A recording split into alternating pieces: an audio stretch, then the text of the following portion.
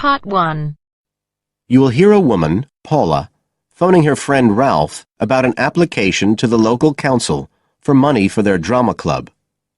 First, you have some time to look at questions 1 to 3.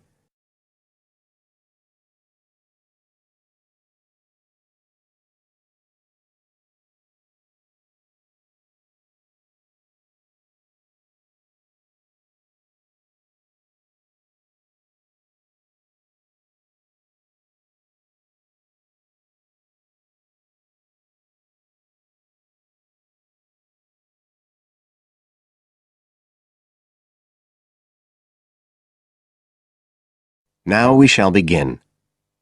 You should answer the questions as you listen, because you will not hear the recording a second time. Listen carefully and answer questions 1 to 3.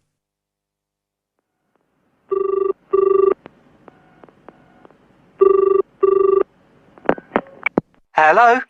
Ralph, it's Paula. Hi. You know I told you we could apply to the local council for money for our drama club?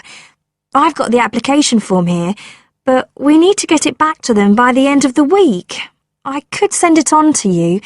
You really ought to fill it in as president of the club, but I don't know if it'll get to you in time. Well, you're the secretary, so I expect it's okay if you fill it in. Yeah, but I'd really like to check it together. Right, that's fine. Like, the first part asks for the main contact person. Can I put you there? Sure. Right, so that's Ralph Pearson. Oh, and then I need your contact address. So that's 203 South Road, isn't it? No, 2:30. Oh, sorry, I always get that wrong. Then it's Drayton. Oh, do you think they need a postcode? Better put it, it's DR6 8AB. Okay. Telephone number. That's 01453 586 098, isn't it? Yes. Right. Now, in the next part of the form, I have to give information about our group. So, name of group, that's easy. We're the Community Youth Theatre Group. But then I have to describe it. So, what sort of information do you think they want? Well, they need to know we're amateurs, not professional actors. And how many members we've got. What's that at present, 20? 18. And should we put in the age range? That's 13 to 22. No, I don't think we need to. But we'd better put a bit about what we actually do. Something like members take part in drama activities. Activities and workshops? Okay. Right. That's all for that section, I think. You now have some time to look at questions 4 to 10.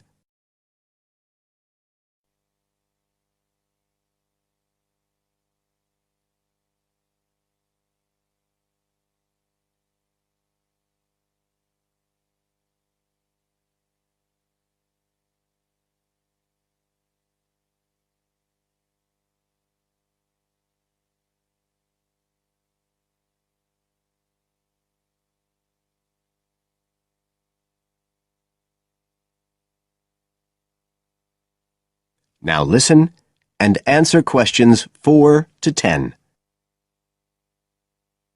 Now, the next bit is about the project itself, what we're applying for funding for. So, first of all, they need to know how much money we want. The maximum's £500. I think we agreed we'd ask for 250, didn't we? OK. There's no point in asking for too much. We'll have less chance of getting it. Then we need to say what the project, the activity is. Right. So we could write something like, to produce a short play for young children. Should we say it's interactive? Yes, good idea. Right, I've got that. Then we have to say what we actually need the money for. Isn't that it? No, we have to give a breakdown of details, I think. Well, there's the scenery. But we're making that. We need to buy the materials, though. Oh, OK. Then there's the costumes. Right. That's going to be at least £50. OK. And what else? Oh, I just found out we have to have insurance. I don't think it'll cost much, but we need to get it organised. Yes, I'd forgotten about that. And we could be breaking the law if we don't have it. Good thing we've already got curtains in the hall. At least we don't have to worry about that. We'll need some money for publicity. Otherwise, no one will know what we're doing. And then a bit of money for unexpected things that come up. Just put sundries at the end of the list. OK, fine. Now, the next thing they want to know is if they give us the grant, how they'll be credited. What do they mean, credited? I think they mean how we'll let the public know that they funded us. They want people to know they've supported us. It looks good for them. Well, we could say we'd announce it at the end of the play. We could make a speech or something. They might prefer to see something in writing. We'll be giving the audience a programme, won't we? So we could put an acknowledgement in that? Yeah, that's a better idea. OK, and the last thing they want to know is if we've approached any other organisations for funding and what the outcome was. Well, only National Youth Services, and they said that at present funds were not available for arts projects. Right, I'll put that. And then I think that's it. I'll get that in the post straight away. I really hope we get the money. I think we've got a pretty good chance. Hope so anyway. Thanks for doing all this, Paula. That's OK. See you soon. Bye. Bye. That is the end of part 1. You now have half a minute to check your answers.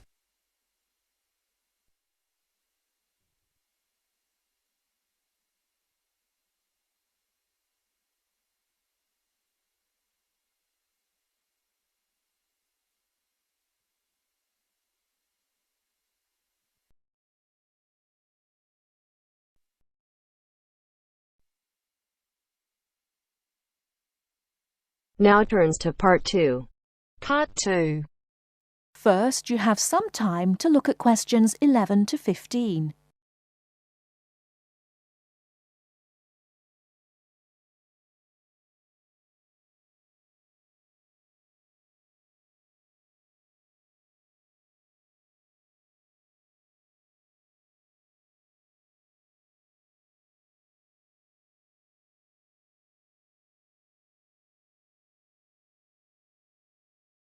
Now, listen carefully and answer questions 11 to 15. So, Enrique, have you started your research project on cities yet? I've done a bit of reading around the topic and made a few notes. But, if I'm honest about it, I really haven't done as much as I'd have liked to because I'm finding it a bit difficult.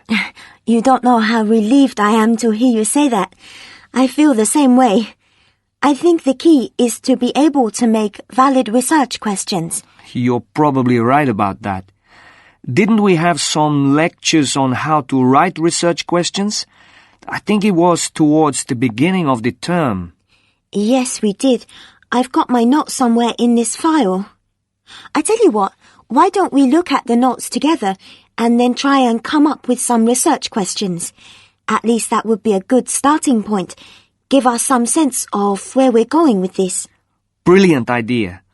Let's get started. Okay. From what I remember, a good research question is all about knowing from the outset what it is you're trying to find out. Yes. And now that I'm looking at my notes again, I see I've written here that it's to do with understanding and evaluation. So, understanding a particular issue and evaluating any problems around it. And of course, a very important part is not overlooking any research that has already been done. Past research is just as important as what is being done now. It's a bit, I suppose, like looking at the research that's already been done and seeing if it agrees or disagrees with your own ideas. Sure, I hear what you're saying.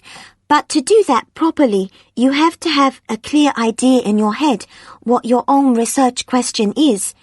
And by that I mean specific areas you want to focus on. Let's face it, there's so much information out there, and we can't possibly include it all in 2,000 words. Don't remind me. The thought of writing 2,000 words at the moment seems like a huge mountain to climb. I know, but let's try to make a start.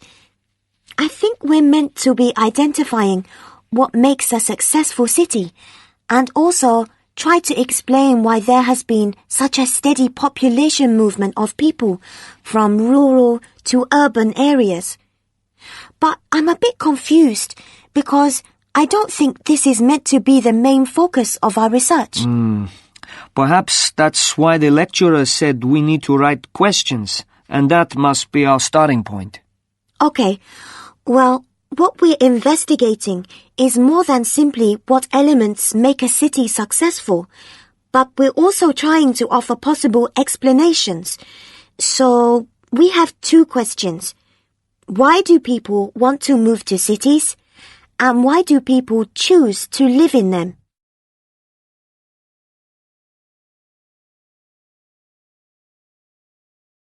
Before you hear the rest of the talk, you have some time to look at questions 16 to 20.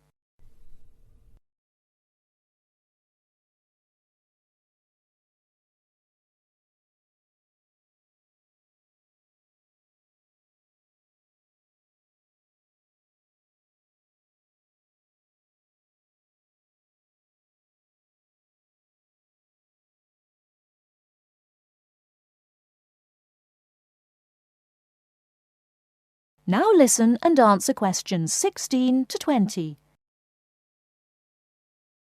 Okay then. I think the first issue concerning successful cities must be the economy. People move to cities for better job prospects, and successful cities are cities that have thriving economies. That's true enough. It does mean that cities can offer good job opportunities, which seems to me to suggest that a city will only be successful if it attracts the right kind of people to work there. What kind of person are you talking about? Well, I suppose I'm referring to the skilled labor force.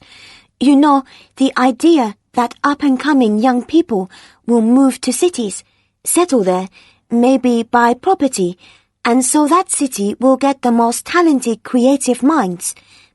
But if a city doesn't offer this, then obviously it will lose out, as university leavers will choose elsewhere. You could be right there.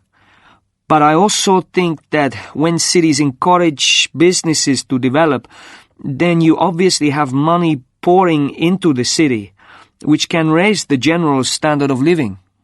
So we've definitely got a question worth investigating. But apart from the economic factor, I think another point worth mentioning is the environment. Sure, we can research areas like the quality of the air, how clean it is, and then there's traffic. Is there too much traffic? How is it controlled? And also the issues of noise pollution and how the city manages its waste. Oh, and I nearly forgot. The environment includes green spaces like parks. Those are all valid points, but I think you've overlooked the whole issue of beauty. Beauty? Are you sure? What's beauty got to do with the environment?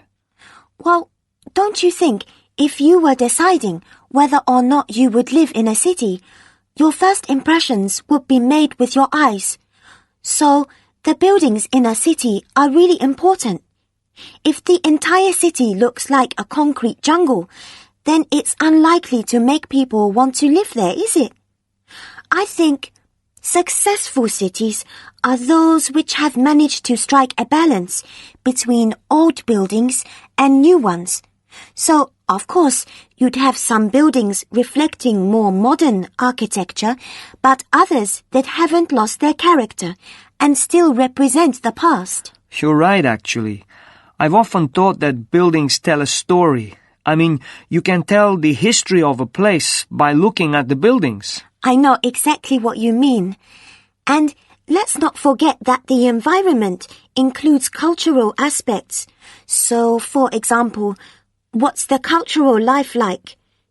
For me, a successful city will be attractive because it will have lots to offer, like a good nightlife and a wide variety of places to visit in the day, like museums and galleries, places like that. True.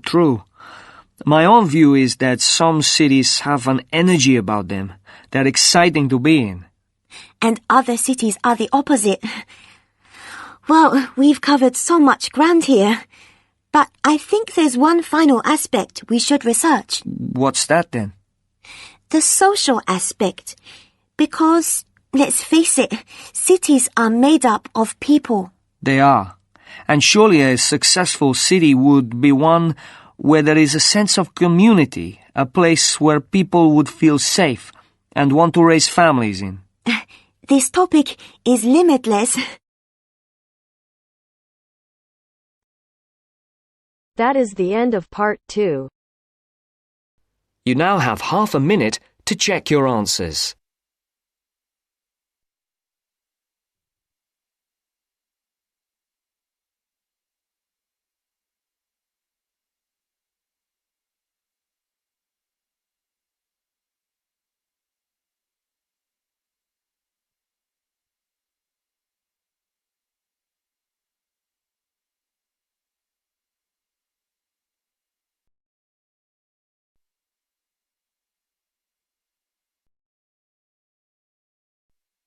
Now turns to part 3.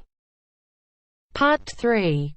You will hear a talk on ocean spills.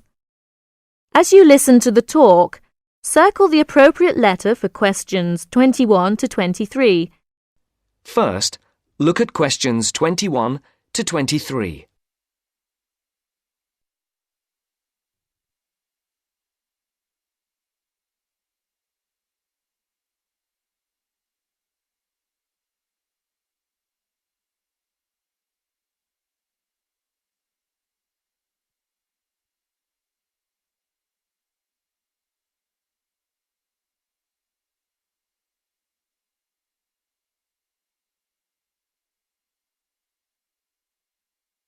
As you listen, answer the questions. Good morning, everyone. Today, I'll talk about unusual ocean spills that have occurred in the world's oceans. In November of 1992, people at beaches in Canada and Alaska noticed something strange. Blue turtles, red beavers, green frogs, and yellow ducks came bobbing toward them. They soon found out where the strange creatures were coming from. A ship from Hong Kong was on its way to Tacoma, Washington, when it was hit by a severe storm in the middle of the Pacific Ocean. During the storm, huge waves washed 12 containers overboard. Inside the containers were 29,000 plastic bath toys. One of the containers opened, and thousands of plastic bath toys spilled out and began to float across the Pacific Ocean. 10 months later, the first yellow ducks arrived on the North American shore. Beachcombers along the shore began to find the toys and reported them to local newspapers. But the people who were most excited by the plastic toys were the oceanographers. It gave them an opportunity to study ocean currents and winds. Before the conversation continues, look at questions 24 to 30.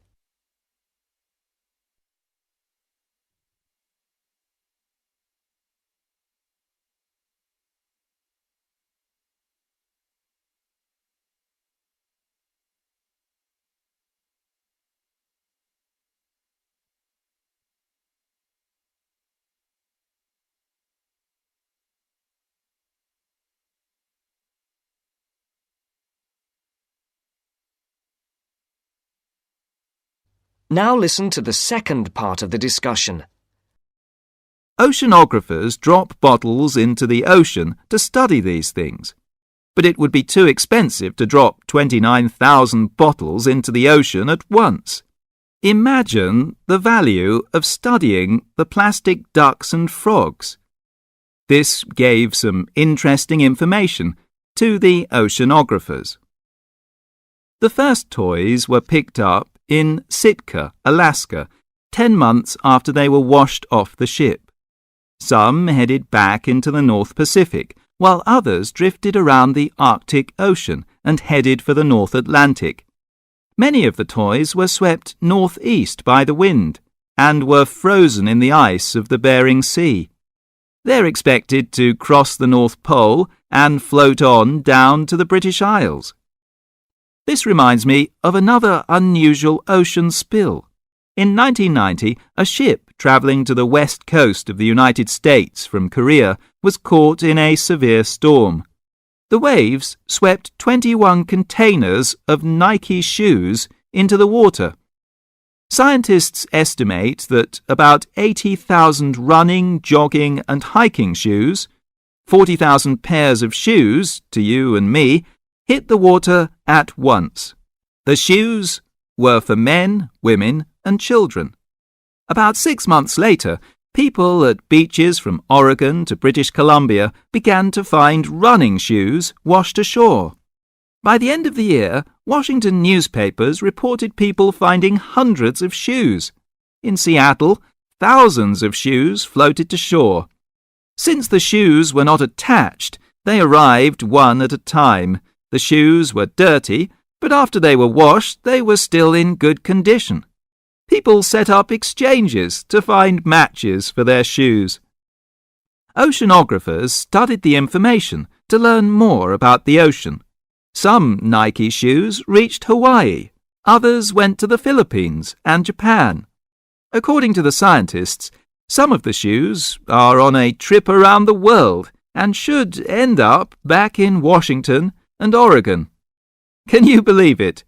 Many pairs of running shoes, as well as plastic ducks and frogs, are still on their ocean journey. So if you go to a beach anywhere in the world, don't be surprised if you see a green plastic frog or a woman's size 7 jogging shoe bobbing toward you. So keep your eyes out, so you may find free bath toys and even a new pair of shoes. Thank you for attending my lecture. That is the end of part 3.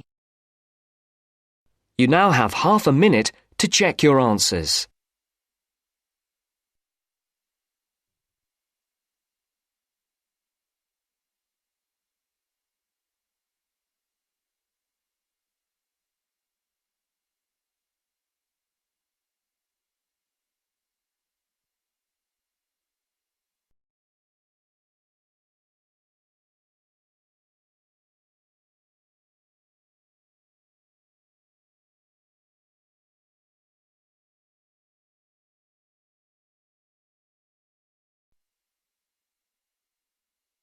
Now turns to part 4. You will hear part of a lecture about the school calendar. Listen carefully and answer questions 31 to 40. First, you have some time to look at questions 31 to 40.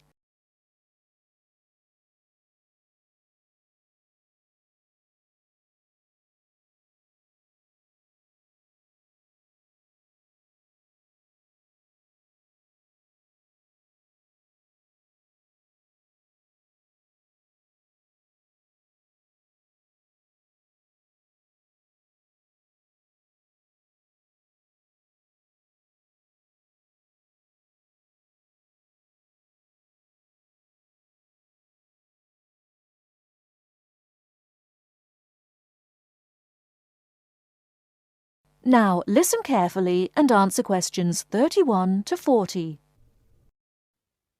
So, having seen that the 6-term system has passed the test of cost-effectiveness, we can move on to the educational aspects of this arrangement.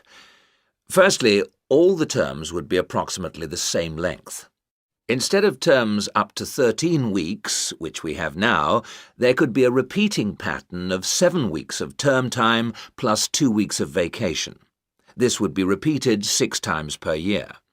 How does this affect the effectiveness of the educational provision? The most noticeable result would be that the very long summer holiday would be reduced in length. This byproduct of the six-term system could be beneficial. There's plenty of evidence of huge learning loss by pupils during the summer holidays. By learning loss, we mean the amount that pupils forget or lose during a holiday break. Ashley carried out a number of analyses which showed this conclusively. He investigated 39 studies examining the effects of summer holidays on standardized test scores. His analyses indicated that summer learning loss equaled 2 weeks to 7 weeks of instruction. On average, children's test scores were 3 weeks lower than when they left school in the previous term. He also found differences in the learning loss effect according to subject. The subjects he analysed were reading, writing and maths, and he found that the effect was greatest in maths and reading. Furthermore, although all social groups experienced roughly similar learning loss in the field of maths, the studies found that disadvantaged children showed even greater losses in reading skills. So, the problem of learning loss in traditional schools is clear. However, the results of studies into the six-term system and learning loss are ambiguous. Marchmont found that pupils in six-term schools maintained their test scores after the shorter holiday period. This is certainly an improvement on the traditional system where, as we have seen, pupils perform worse after the summer break. Benson, however, found no differences between those in traditional schools and on the six-term schedule. It would seem reasonable that if long holidays result in learning loss, then shorter holidays should result in less learning loss. So we await the outcome of further studies. Historically, of course, everyone knows the reason for our system of 3 terms per year. In days when agriculture was of much greater importance in our working lives, it was essential that the children helped with the harvest. Later on, this changed, and more people moved into the towns. But then there was a new problem. Before air conditioning, it was very impractical to try to teach children in the summer months. Nowadays, that's no longer a barrier. One way of providing something different is the summer school. Here, there is a completely different kind of educational provision. Cooper and others investigated 93 summer schools and the results they achieved. They all had a positive effect on learning. Most summer schools, of course, have small classes, and class size was shown to have a positive effect. Additionally, summer school children usually benefit from a great deal of parental support, not least because payment of fees is involved, and this, as so often, was shown to produce very good outcomes. Results were most impressive, in maths in general. That is the end of part 4. You now have half a minute to check your answers.